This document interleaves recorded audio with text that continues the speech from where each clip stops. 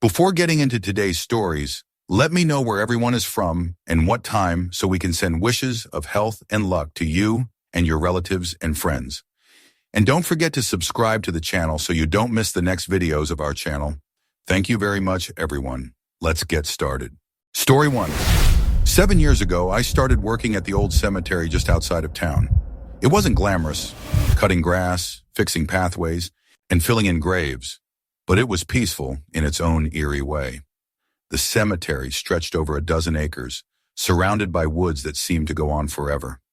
Early mornings were my favorite, the fog clinging to the ground like a ghostly veil. One such morning, I was pushing a wheelbarrow full of tools to the eastern section. The sun was barely up, and the air was heavy with dew. The only sounds were the creak of the wheelbarrow and the occasional rustling of leaves. That was when I saw him. A man was walking a dog along the far edge of the cemetery, near the older graves. He wore a long coat, and the dog, a sleek, tall greyhound, stayed close to his side. I squinted through the mist, trying to make out his face. "Is that you, Mr. Harris?" I called, waving a hand. The man didn't respond. He didn't even turn his head. He kept walking, the dog's movements strangely stiff. Something about the way they moved felt off. I quickened my pace, leaving the wheelbarrow behind. As I got closer, I called again, louder this time. "Mr. Harris, is that you?" They stopped. The man turned just slightly, and I froze.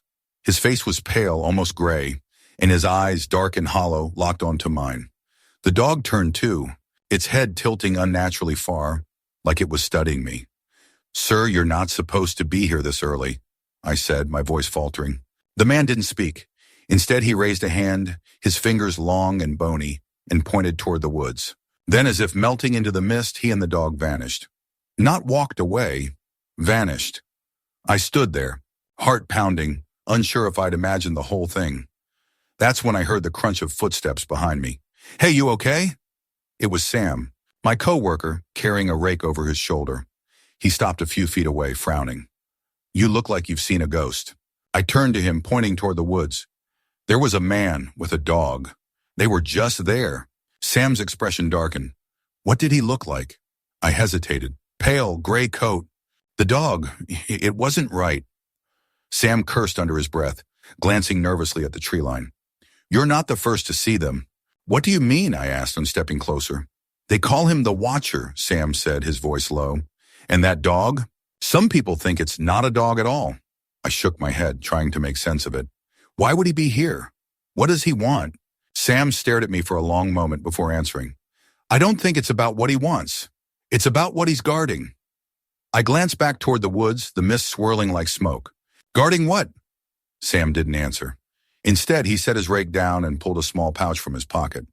He walked to the edge of the woods and poured something, a mixture of salt and herbs, maybe along the ground. "What are you doing?" I asked. "Keeping them out," he said, his tone matter-of-fact. "Whatever you do, don't go near the older graves, and if you see them again, don't follow." The rest of the day passed uneventfully, but that night, I couldn't sleep. Around midnight, I heard something outside, soft, steady footsteps on the gravel path. I got up and peered out the window. The man and his dog were there, standing just beyond the porch light's reach. I grabbed a flashlight and stepped outside, heart pounding. "What do you want?" I called, shining the beam toward them. The light hit nothing. They were gone. The next morning, I told Sam what had happened. He didn't seem surprised. "They'll keep coming back," he said, "until you leave something behind." "Leave what?" I asked. "An offering," he replied. "For the Watcher. It's the only way to keep him at bay." I didn't ask any more questions. That evening, I left a small pouch of coins and a handful of dried herbs near the edge of the woods. The following morning, the offering was gone. The Watcher and his dog haven't appeared since, but I still feel their presence. Sometimes, late at night, I hear faint footsteps outside my window, followed by the sound of a low growl. I don't go out anymore. Whatever is out there, it's watching, waiting, and it never forgets. Story 2. I worked at the graveyard for about 4 months. It wasn't a bad gig. Mostly mowing grass, cleaning headstones, and the occasional odd job. It was quiet, almost too quiet at times, but I didn't mind. That is, until the day things started to feel wrong. One afternoon, the crew digging a grave packed up early, leaving the excavator parked near the chapel. I stayed behind, finishing up my task before lunch. As I sat down to eat my sandwich near the machine, I heard it, a loud banging, rhythmic and unrelenting. It sounded like someone hammering on metal with all their strength. At first, I thought it was one of the crew coming back to fix something, but the banging didn't stop. 5 minutes passed, then 7. It was relentless, echoing through the graveyard like some eerie drumbeat. I couldn't take it anymore. I stood up and walked toward the noise, flashlight in hand, muttering to myself about the racket. "All right, who's messing around?" I called out as I approached. The moment I got close to the excavator, the banging stopped. Not gradually, it just cut off, like someone had yanked the plug on reality. The air felt heavy, like the atmosphere itself was holding its breath. "Hello," I called again, stepping around the massive machine. My flashlight scanned the area, behind the cab, under the machine, even inside the operator's seat. Nothing. No one. It was as if the source of the noise had evaporated into thin air. I stood there for a moment, confused, my breath fogging in the cool air. Then from the corner of my eye, I saw movement near the chapel. A figure, pale and indistinct, slipped behind the building. I froze. My pulse quickened. Later that night, I drove past the graveyard on my way home. The road was empty and the graveyard was shrouded in darkness, save for the faint glow of the chapel's stained glass windows. As my headlights swept across the rows of headstones, I saw her, a woman standing between the graves. She wasn't moving, just standing there, her face obscured by shadows.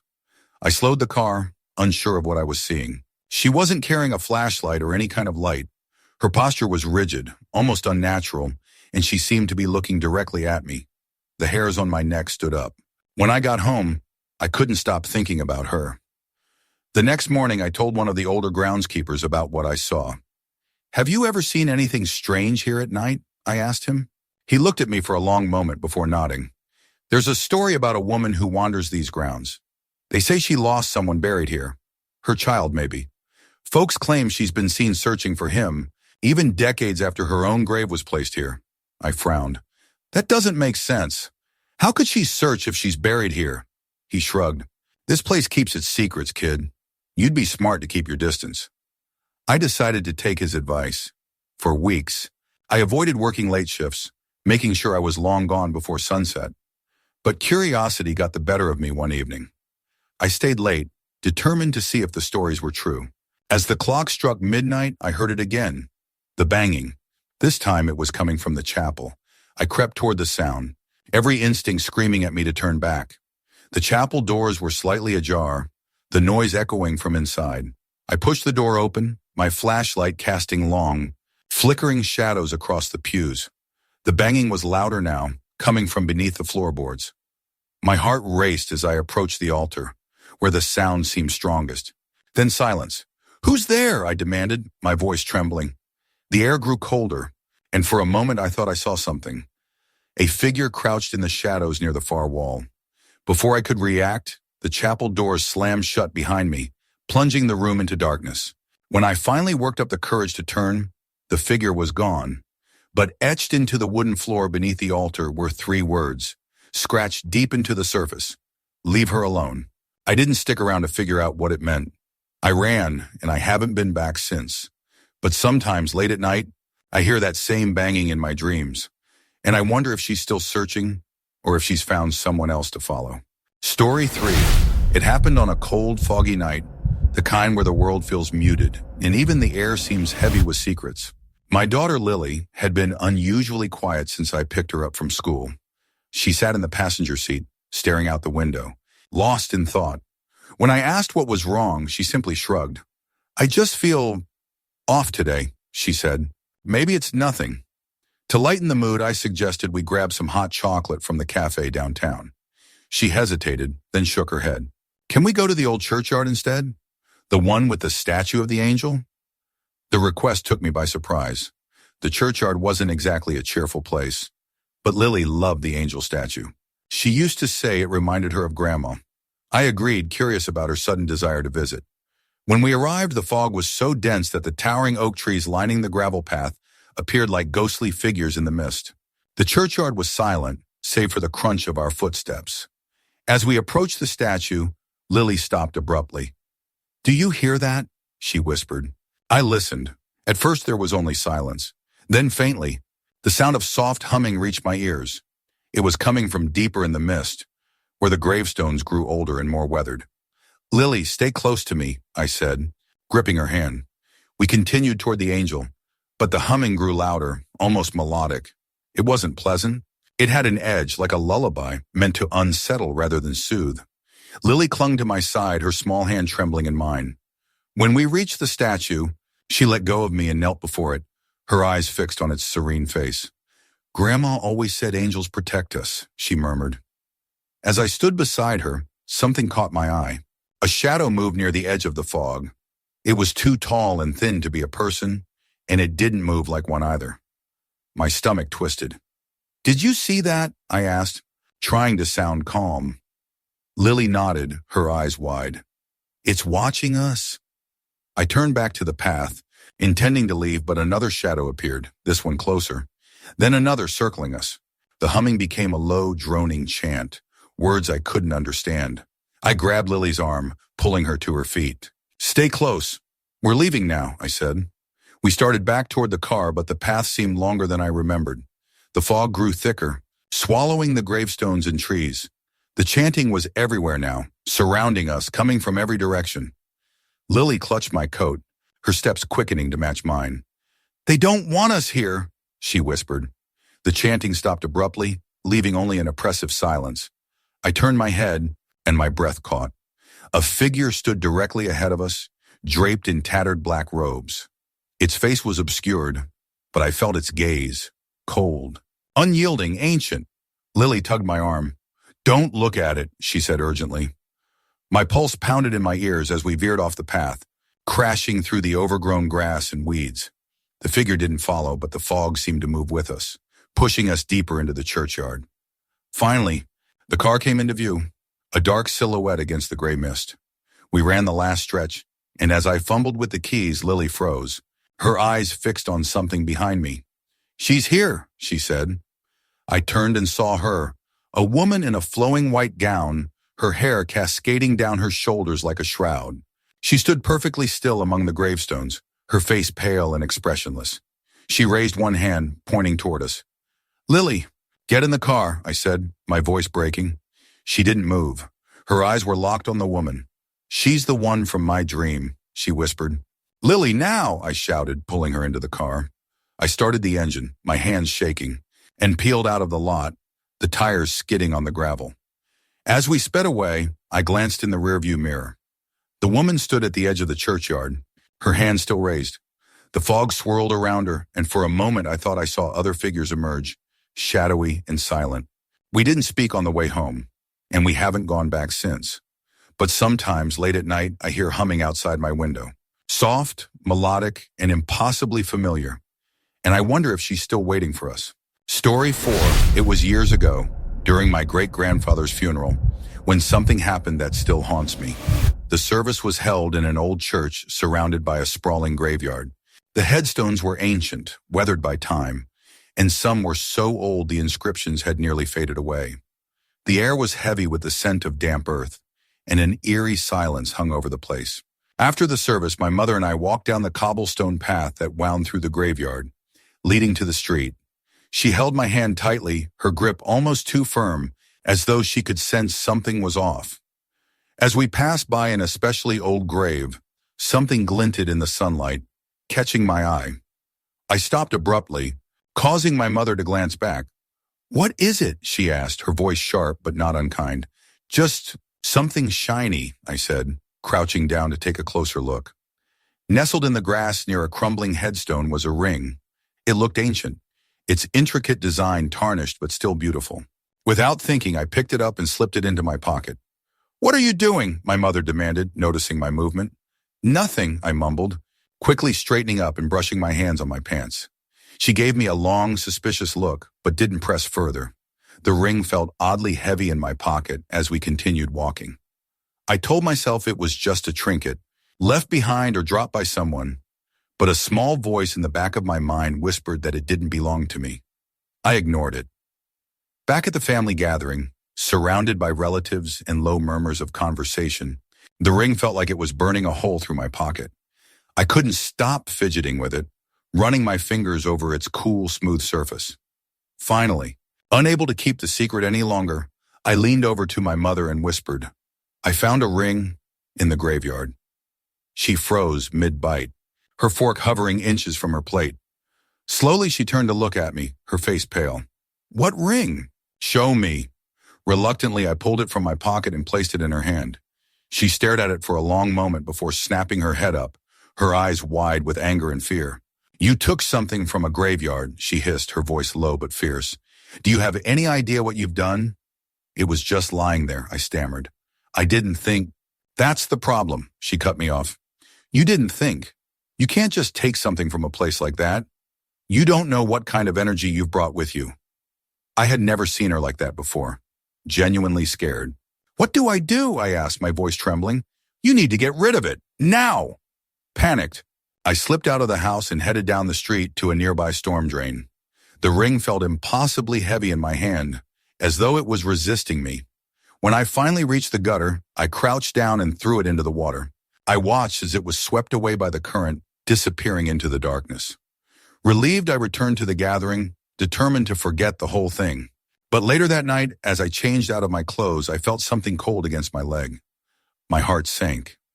Reaching into my pocket, I pulled out the ring. It was back. I stared at it in disbelief, my hands shaking. I had watched it disappear.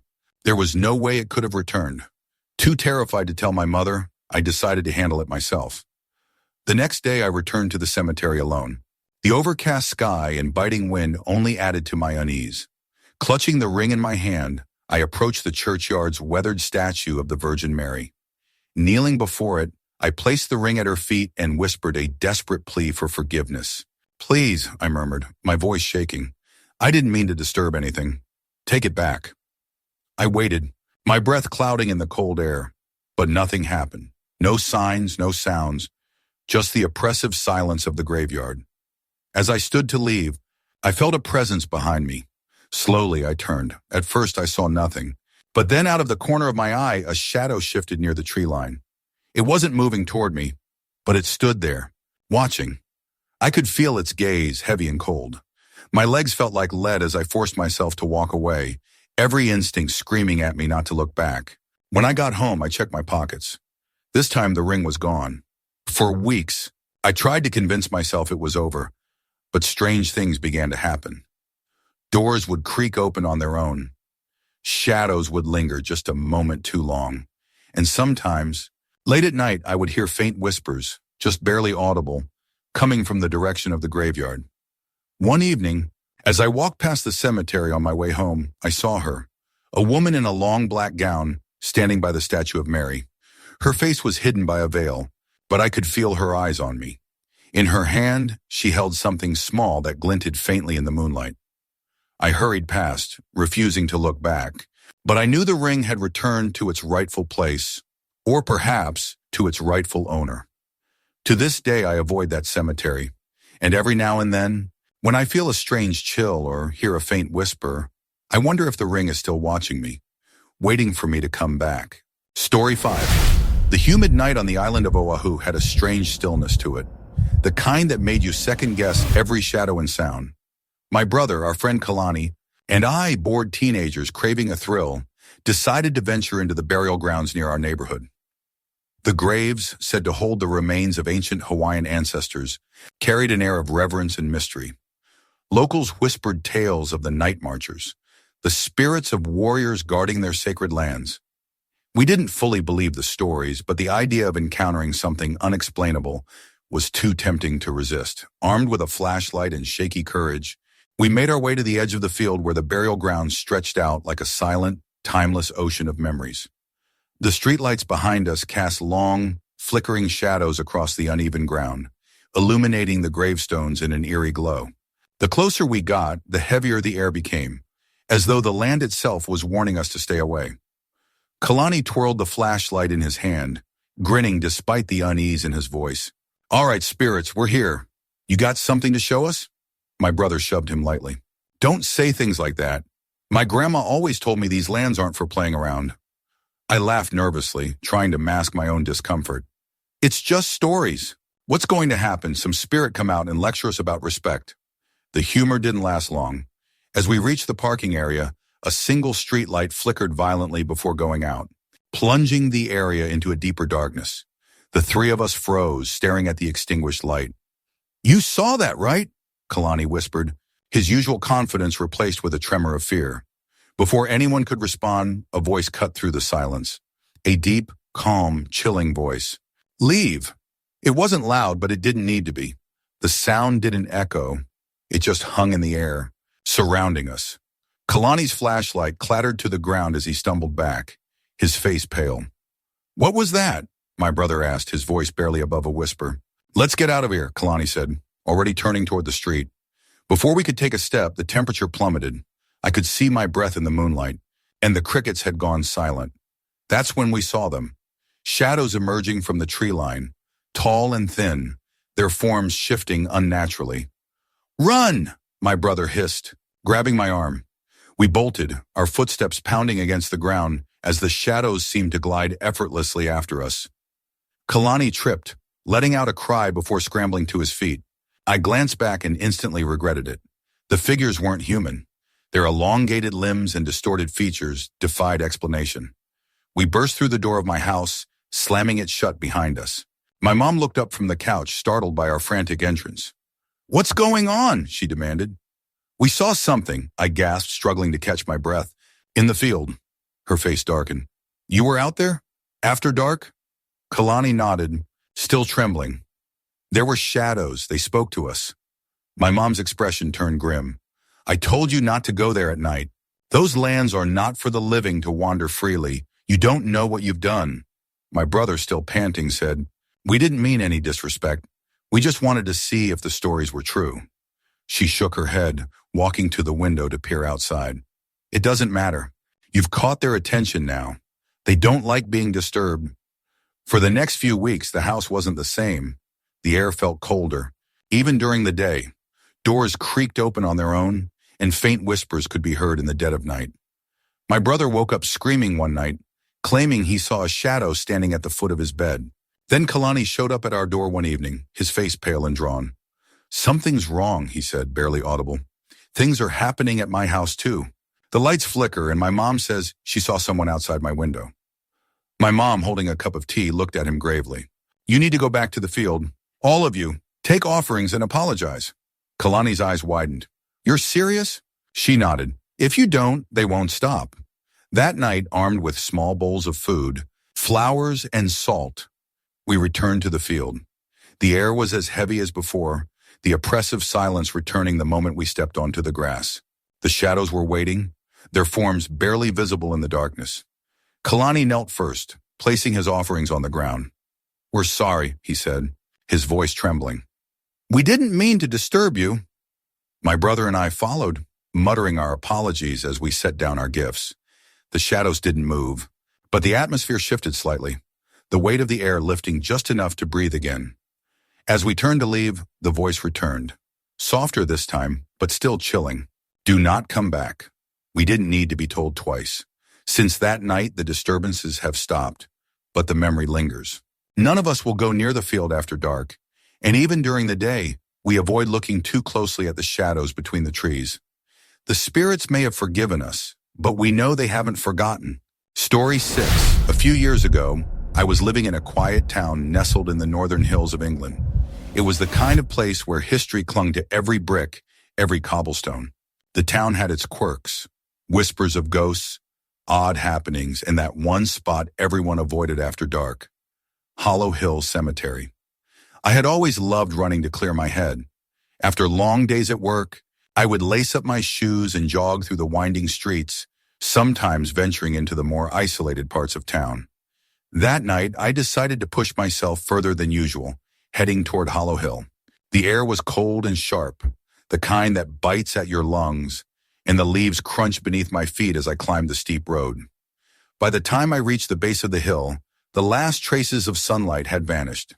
The iron gates of the cemetery loomed ahead, half hidden by the creeping fog. The graveyard stretched endlessly, a labyrinth of crumbling headstones and twisted trees. I slowed my pace, catching my breath. And that's when I saw him.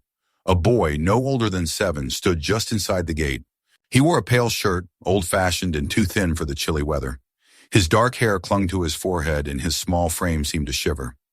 I paused, pulling out my earbuds. "Hey," I called out, keeping my voice calm. "Are you lost?" The boy didn't respond.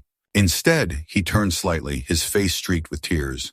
His eyes were wide, filled with something I couldn't quite place. Fear, maybe, or something deeper. I stepped closer. "It's all right. I'm here to help. Where are your parents?"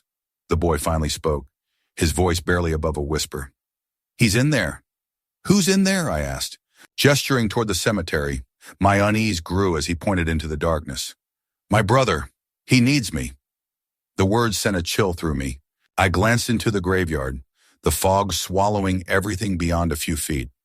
"Okay," I said, kneeling to his level. "Why don't we call someone to help us find him?" The boy's demeanor shifted instantly. He grabbed my arm, his small hand icy cold. "No police," he said, his voice sharp. "They'll take him away. I just need to get to him." I hesitated, my instincts screaming at me to back away. But something about the boy's desperation rooted me in place. "What's your brother's name?" I asked gently. "Edward," he said. "He's waiting by the crypt. He's scared." The crypt.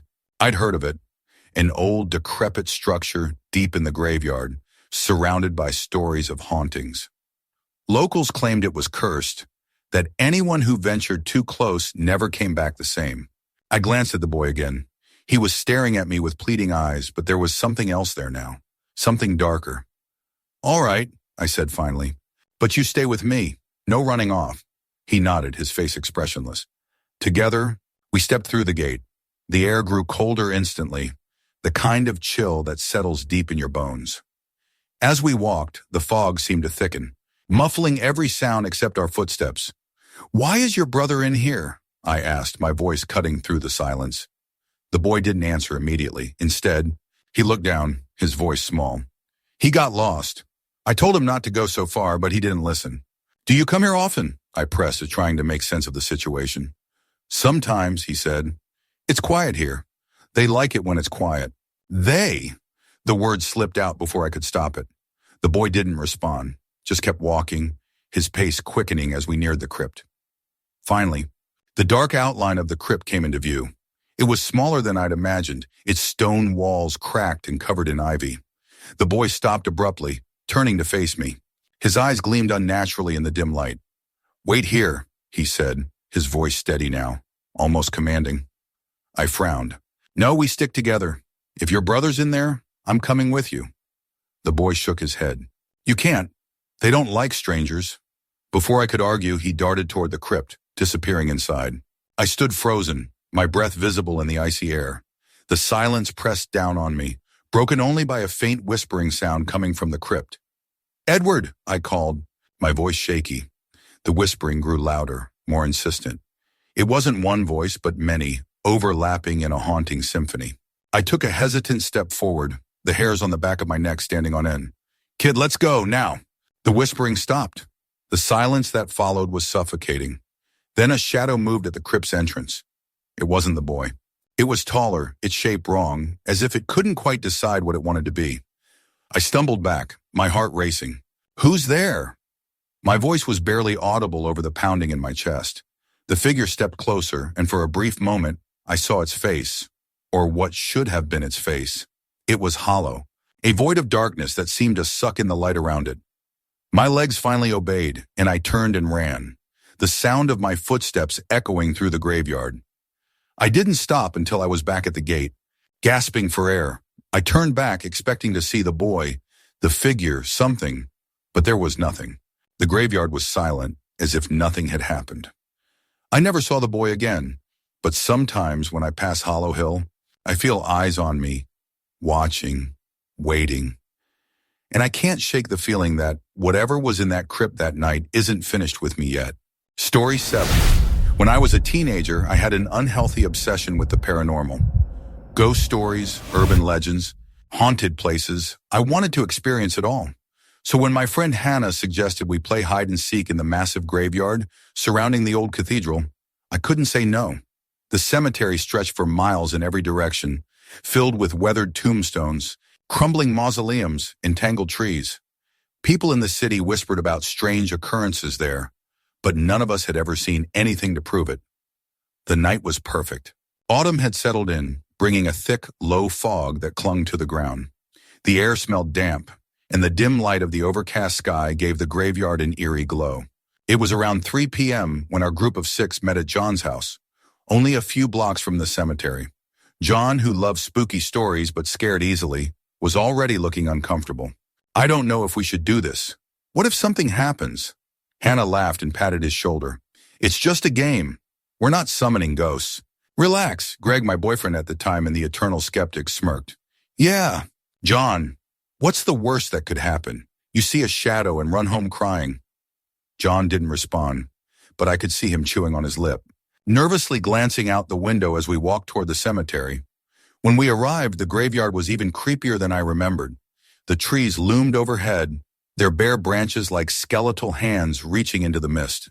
The air seemed colder here, and the silence felt unnatural. "This place gives me the creeps," John muttered. "That's the point," Hannah said cheerfully. She clapped her hands and turned to us. "All right, I'll be the seeker first. Everyone hide. And remember, if you see a ghost, record it. That's the rule." Greg rolled his eyes. "Oh yeah, because a bunch of teenagers with smartphones are definitely going to catch proof of the afterlife." Hannah ignored him. "I'm counting to 20. Go." We scattered, sprinting into the fog. I found a spot behind a mausoleum, its weathered stone walls covered in ivy. The bushes surrounding it were tall enough to hide me, and I crouched low, trying to steady my breathing. Minutes passed. I could hear the faint crunch of gravel as someone walked nearby, and I tensed, peeking through the leaves. It was Greg, wandering down the path. He paused, looking around as if searching for me. "Are you here?" he called softly, his voice barely audible. A mischievous grin spread across my face. This was too good an opportunity to pass up. I crouched lower, ready to jump out and scare him. As I moved, I heard Greg's voice again, but this time it sounded off. It was quieter, like he was speaking from a distance, even though he hadn't moved. "You can come out," he said. Something about his tone made the hairs on the back of my neck stand up. It was flat, emotionless. Unlike his usual playful teasing, I froze. "Greg, is that you?" I whispered, my voice trembling. No response. I stood slowly, stepping out from behind the bush. "Greg." He wasn't there. The path was empty, the fog swirling around the mausoleum. My chest tightened as I spun around, scanning the area. "Who's there?" I called, louder this time. That's when I heard it, the crunch of footsteps behind me. I whipped around, but no one was there. The footsteps continued, circling me faster and faster. My breath caught in my throat as a shadow flickered in the corner of my vision, darting behind a tree. "Stop messing with me," I shouted, my voice echoing in the stillness. The footsteps stopped. Silence. I backed away, my heart pounding, and nearly screamed when a hand grabbed my shoulder. I spun around to see Greg, his face pale. "Why are you yelling?" he asked, his brow furrowed. "Something's out here," I stammered. "I thought it was you, but it's not." He frowned, glancing around. "There's no one here. Are you sure you didn't imagine it?" Before I could answer, a loud snap echoed through the graveyard, like a tree branch breaking underfoot. Both of us froze, staring into the fog. "Did you hear that?" Greg whispered, his voice barely audible. I nodded, my throat too tight to speak. A figure emerged from the mist, tall and shadowy, its features obscured. It didn't move, just stood there watching us. Greg grabbed my hand. "We're leaving, now." We ran, the figure remaining still, but its presence lingering like a weight on my chest.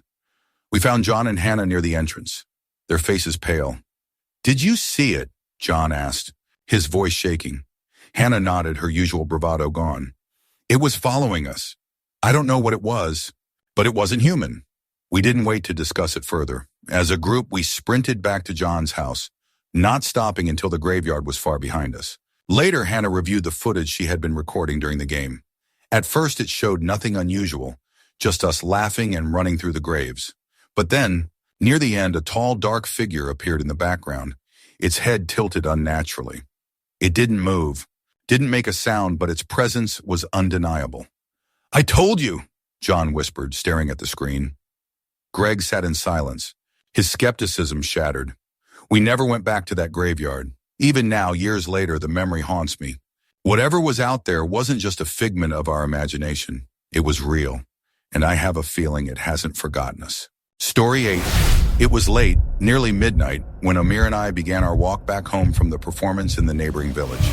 The night air was crisp, carrying a chill that clung to our skin. The path home took us through the old cemetery, a sprawling, overgrown place that locals whispered about but rarely visited, especially at night. Amir pulled his jacket tighter around him as the first row of headstones came into view. "This was a bad idea," he muttered, his voice barely audible over the crunch of gravel underfoot. "You're the one who wanted to leave tonight," I shot back, trying to sound nonchalant despite the knot tightening in my stomach. "We'll just keep walking. It's only a graveyard." "Only a graveyard," he repeated bitterly. "You know what they say about this place." I tried to laugh it off, though it came out more like a nervous chuckle. Stories. That's all they are. But as we crossed the wrought iron gates and the cemetery swallowed us, the air seemed heavier. The world outside the graveyard felt miles away, and the silence was suffocating. Even the usual night sounds, crickets, rustling leaves, had vanished. "Did you hear that?" Amir suddenly stopped, gripping my arm. "Hear what?" He tilted his head, his eyes scanning the darkness. "Like footsteps. Behind us." I turned slowly, my flashlight casting long, eerie shadows across the gravestones. Nothing moved. "There's no one there. You're imagining things." Amir didn't look convinced. "Let's just keep moving." We pressed on, the narrow path winding deeper into the cemetery. That's when we heard it, a faint, high-pitched cry. The sound was soft at first, almost drowned by the rustling leaves, but it grew louder with every step. Amir froze. "It's a child," he said, his voice trembling. "What's a kid doing out here?" "Stay calm," I whispered, though my heart was pounding in my chest. "It could be someone who got lost." "At this hour in a graveyard?" Amir's tone was incredulous, but his eyes were wide with fear. The cry grew closer, pulling us toward its source. Just ahead, illuminated by the pale moonlight, was a small figure. A child no older than 2 sat on the ground, sobbing into their hands. Amir stopped dead in his tracks. "We can't just leave them there," he said, his voice barely above a whisper. "We don't know what that is," I replied, my throat dry. "It could be." "Could be what?" Amir shot me a nervous glance. "A ghost? A demon? You don't actually believe in that stuff, do you?" "Right now, I don't know what I believe," I admitted. "But everything in me is telling me not to go near that kid." The child's cries grew louder, desperate and heart-wrenching. Amir took a hesitant step forward. "We can't leave them. What if it's real? What if they're in trouble?" "Amir." "No," I said firmly, grabbing his arm. "Something isn't right. Look at their clothes. They're too clean, too pristine for a child sitting in the dirt at midnight. And how did they get here?" He hesitated, his brow furrowing as he glanced back at the child. "Maybe they... Number, you're right. This doesn't make sense." The crying suddenly stopped. The silence was deafening, and the hair on the back of my neck stood on end. I turned to look back, but the child was gone. "Where did they go?" Amir whispered, his voice shaking. "I don't know, and I don't care," I said, gripping his arm tightly. "We're leaving, now." We quickened our pace, nearly breaking into a run. The shadows seemed to shift around us, and every sound felt amplified. The crunch of gravel underfoot, the rustling of leaves in the breeze. But then came the scream. It was a guttural, inhuman sound, like a chorus of voices crying out in unison. It echoed through the graveyard, freezing us in place. "Run!" I hissed, shoving Amir forward. We sprinted down the path, the scream following us, growing louder and more frenzied. I didn't dare look back, convinced that whatever was behind us was closing in. My lungs burned, and my legs felt like lead, but I pushed on until the graveyard gates came into view. As we stumbled onto the road, gasping for air, a group of villagers sitting around a fire turned to look at us.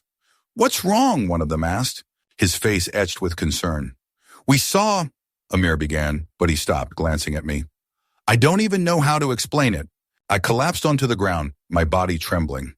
The villagers exchanged uneasy glances but said nothing. The cemetery loomed behind us, its gates dark and foreboding. Even now, years later, I can still hear that scream in my dreams.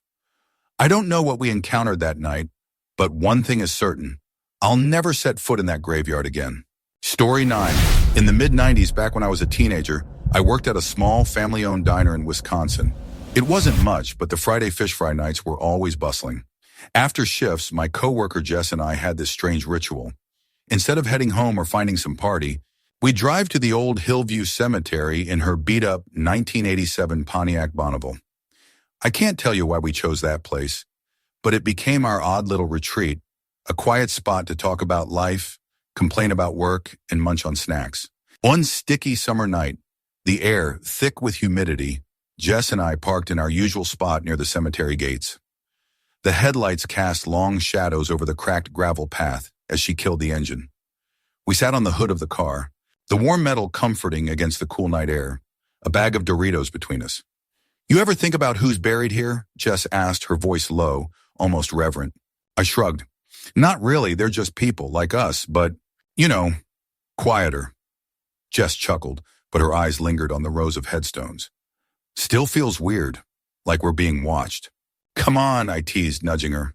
"The ghosts are probably thrilled someone's visiting. Beats being alone all night."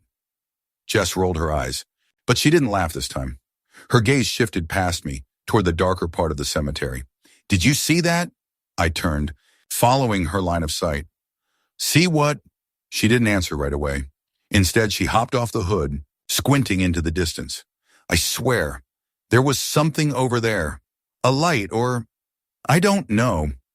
"You're imagining things," I said, though my pulse quickened. "It's just the fog." Jess shook her head. "No, I saw it. Over by that big oak." I sighed, grabbing the flashlight from the glove compartment. "Fine, let's check it out." We walked slowly, the beam of the flashlight cutting through the thick mist. The crickets had gone quiet, and the air felt heavier with every step. Jess stayed close to me, her fingers brushing my arm occasionally as she fidgeted. "There," she whispered, pointing ahead. At first I didn't see it.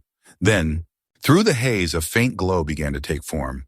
It was soft, almost like moonlight, but it moved. As we drew closer, the glow solidified into a figure. A man riding a strange bicycle, the kind with a massive front wheel and a tiny one in the back. Jess gripped my arm. "What is that?" It's probably some weird art thing," I said, though my voice wavered. The figure wasn't moving naturally. It glided, smooth and deliberate, as if floating just above the ground.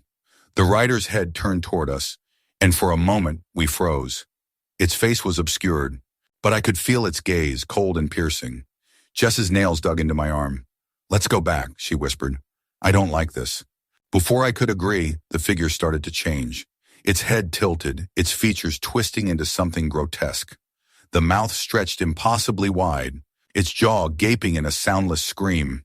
My legs locked in place as Jess let out a strangled gasp. "Run!" she hissed, tugging at my arm.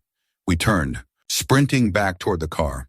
The gravel crunched beneath our feet, and I could hear the faint hum of the bicycle behind us, growing louder. Jess stumbled, and I grabbed her hand, pulling her upright as we reached the car. I threw open the door, shoving her inside before diving in after her. "Go! Go! Go!" I shouted, slamming the door. Jess fumbled with the keys, her hands shaking. The engine roared to life, and we sped down the gravel path, the tires kicking up dust. I glanced back, my heart hammering, but the figure was gone. Only the mist remained, swirling eerily in our wake. As we reached the main road, Jess finally spoke, her voice trembling. "What the hell was that?" I didn't answer. I couldn't. My mind replayed the moment its eyes met mine, the cold dread that seeped into my bones. I stared straight ahead, gripping the dashboard as Jess drove faster than I'd ever seen her. When we got back to her house, we sat in the driveway for a long time, the engine ticking as it cooled. Neither of us spoke, the weight of what we'd seen hanging heavy in the air. Finally, Jess broke the silence. "You believe me now?" she asked, her voice barely above a whisper. I nodded, still staring out the windshield. "Yeah, I believe you." We never went back to that cemetery. Jess eventually moved out of town, and I quit the diner a few months later. But even now, years later, I can't shake the memory of that figure, the way it moved, the way it looked at us. Sometimes, late at night, I wonder if it's still there, gliding silently through the mist, waiting for someone else to wander too close. Story 10. In the fall of 2006, I visited Savannah, Georgia, a city steeped in ghostly lore and historic charm. At 13, I was equal parts skeptic and thrill seeker, so when my family decided to join a nighttime ghost tour, I jumped at the chance. The city's cobblestone streets, gas lanterns, and sprawling cemeteries set the perfect stage for something unforgettable. The tour began as expected. Our guide, an older woman with a theatrical flair, regaled us with chilling tales of restless spirits and gruesome histories. As we weaved through the streets, her lantern cast dancing shadows across the uneven stones. The group hung on her every word, though I found myself distracted by the unsettling quiet. Savannah at night had a way of making every creak, rustle, and whisper feel magnified. When we arrived at Colonial Park Cemetery, the guide paused dramatically. Here, under these stones, lie hundreds of souls, some resting peacefully, others not so much. But beware, she said, her voice dropping to a near whisper. This is no place for the careless. I lingered near the back of the group, shoving my hands into my hoodie pockets. Something about the cemetery made my skin crawl. The air felt heavier, colder, even though it was a mild evening. The guide led us deeper into the graveyard, stopping occasionally to point out notable graves. It was during one of these pauses that I saw it. From behind the guide, something moved. At first, I thought it was one of the other tourists stepping away, but as I focused, I realized it wasn't a person. It was a pair of legs clad in worn, old-fashioned boots. The upper body was missing entirely. My heart skipped a beat as I watched the legs move, deliberate and steady, along a path that seemed to lead nowhere. "Are you okay?" the woman beside me whispered. Did you see that?" I stammered, pointing toward the spot where the legs had disappeared. She glanced over and frowned. "See what?" I hesitated. "Nothing. I think it was just the light." But it wasn't. My eyes hadn't been playing tricks on me, and the dread pooling in my stomach told me as much. The guide continued, oblivious to my distraction. "Many have reported seeing soldiers from the Revolutionary War in this cemetery, their spirits trapped, unable to find peace. Others claim to hear footsteps following them, or whispers when no one is near." As she spoke, I glanced around nervously. The legs hadn't reappeared, but my unease only grew. Then to my horror, I heard it. A faint crunching sound like boots on gravel. The sound was coming closer. I tugged on the sleeve of the man next to me. "Do you hear that?" "Hear what?" he said, his brows furrowing. "The footsteps," I whispered. He tilted his head, listening intently, then shook his head. "It's probably someone from the group." But it wasn't. The sound was deliberate, measured, and heading straight for us. I clenched my fists, my breath coming in shallow gasps. I wanted to run, but my feet felt glued to the ground. The guide noticed my pale face and stopped mid-sentence. "Something wrong, young man?" she asked, her eyes narrowing. I opened my mouth to respond, but before I could, the crunching stopped. The cemetery fell silent, and everyone turned to look at me, their expressions a mix of curiosity and concern. I shook my head quickly, muttering, "It's nothing." The guide gave me a long, searching look before continuing her story, but the moment felt off, as if something had shifted in the atmosphere. The rest of the group seemed unaware of the tension, laughing nervously at the guide's next tale. I couldn't laugh. All I could think about was those boots. As we reached the end of the tour, I hung back, unable to shake the feeling that I was being watched. When the group began to disperse, I hesitated by the gate, staring into the dark expanse of the cemetery. The guide approached me, her lantern casting a warm glow across her weathered face. "You saw something tonight, didn't you?" she said softly. I nodded, my throat dry. "It was just a pair of legs walking, and I heard footsteps." She sighed, her expression a mix of sympathy and something darker. "You're not the first to see them. This cemetery holds many secrets, some of which prefer to stay hidden. Whatever you do, don't look back if you hear them again." Her words sent a chill down my spine. "Why not?" "Because they'll know you've noticed them. And once they know, they don't always let you leave." I wanted to laugh it off, to chalk it up to a ghost tour guide trying to add some drama, but the look in her eyes stopped me. She wasn't joking. That night, I barely slept. Every time I closed my eyes, I heard the crunch of gravel, steady and deliberate, coming closer and closer. When I finally drifted off, I dreamed of the boots, walking, following, waiting. Even now, years later, I can't forget that night. Sometimes when I'm alone, I think I hear it again. The soft crunch of boots on gravel, just out of sight. And I wonder if they ever really left.